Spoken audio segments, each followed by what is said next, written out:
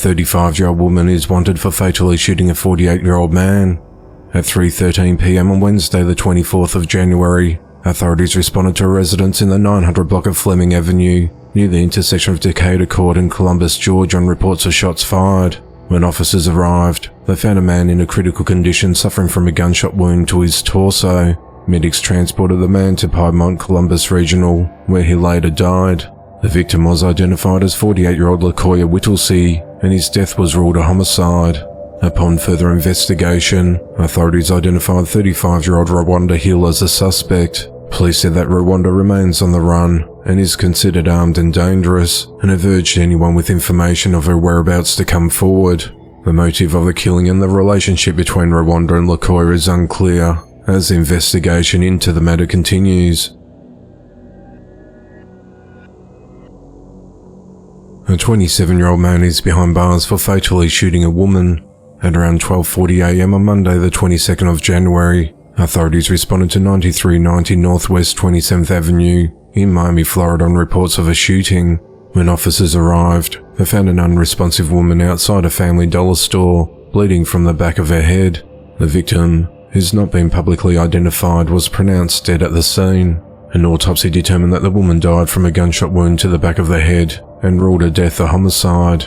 Investigators reviewed surveillance footage, which showed the suspect, identified as 27-year-old Jalen Leon Bradley, flee the scene of the shooting in his black Kia Optima. On Tuesday the 23rd of January, Jalen and his vehicle were located in the 8000 block of Northwest 7th Avenue. Police towed and impounded his car and took Jalen into custody. During an interview with detectives, Jalen confessed to killing the woman, and authorities found a box of ammunition in his car. Police have not disclosed whether Jalen and the victim knew each other. Jalen's charged with second-degree murder, possession of a firearm or ammunition by a convicted felon, and tampering with physical evidence. He's held at the Turner Guilford Night Correctional Center without bond. Jalen has a criminal history and has previously been convicted of charges including battery on a law enforcement officer, carrying a concealed weapon, and grand theft. The motive of the shooting is unclear, as the investigation into the matter continues. A 32-year-old woman convicted in December of 2023 of involuntary manslaughter in the 2018 fatal stabbing of a boyfriend during a marijuana-induced psychosis will not face prison time. On Tuesday the 23rd of January 2024, Ventura County Judge David Worley ordered Bryn Spechka to 2 years of probation in the stabbing death of 26-year-old Chad Amelia, who also turned the knife on herself and a dog. She must also fulfill 100 hours of community service and raise awareness about their condition, which is medically known as cannabis-induced psychotic disorder. The judge said the sentencing decision was largely in part due to expert testimony from doctors who confirmed Bryn was suffering from psychosis at the time of the attack. Bryn and Chad started dating a few weeks prior to the stabbing. On the night of the 27th of May 2018, she went to his apartment in the 70 block of Megan Place in Thousand Oaks, California, and they took hits out of a bong. She had a bad reaction to the marijuana when she started hallucinating and hearing voices, so she grabbed several knives, threw them at Chad, and then stabbed him 108 times.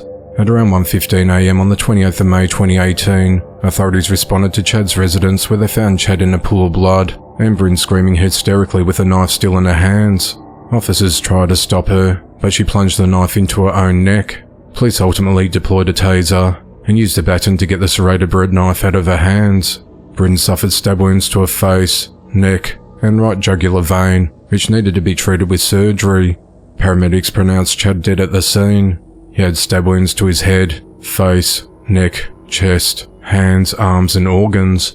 Investigators said the body-worn camera footage obtained by officers showed Bryn appeared to be possessed. Psychologist Chris Mahandy said that Bryn's stabbing of her own beloved dog, without any evidence of animal cruelty tendencies, is highly inconsistent with a love of dogs and underscores her level of impairment.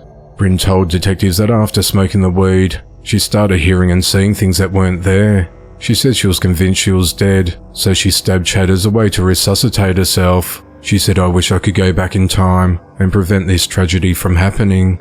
Chad's father said after the verdict that the judge gave everyone in the state of California who smokes marijuana a license to kill someone.